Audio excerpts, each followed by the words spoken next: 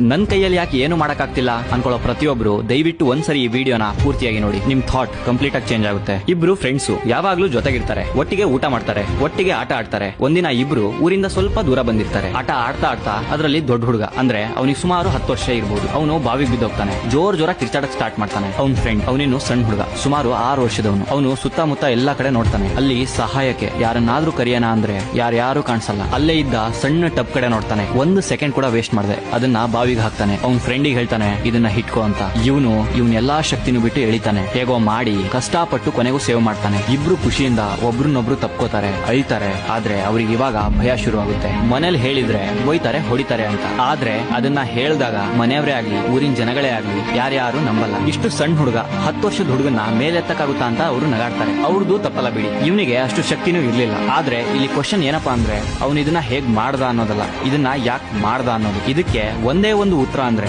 ಅವನು ಇದನ್ನ ಮಾಡಿದಾಗ ಆ ಜಾಗದಲ್ಲಿ ದೂರದವರೆಗೂ ನಿನ್ ಕೈಯಲ್ಲಿ ಆಗಲ್ಲ ಅಂತ ಹೇಳೋ ಯಾವ ಬೋಳಿ ಮಕ್ಕಳು ಅಲ್ಲಿ ಇರ್ಲಿಲ್ಲ. ಮಾರಲ್ ಆಫ್ ದ ಸ್ಟೋರಿ ಏನಪ್ಪಾ ಅಂದ್ರೆ ನಿಮ್ ಮೇಲೆ ನಿಮಗೆ ನಂಬಿಕೆ ಇದ್ದು ಟ್ಯಾಲೆಂಟ್ ಇದೆ ಅಂತ ನಿಮ್ಗೆ ಅನ್ಸಿದ್ರೆ ಅವನಮ್ಮನ್ ಯಾವನ್ ಏನೇ ಹೇಳಿ ಮಾಡಿ ಬಂದ್ರೆ ಸಕ್ಸಸ್, ಹೋದ್ರೆ ಶಾಟ ಒಂದ್ ಹೋಯ್ತು ಅಷ್ಟೇ.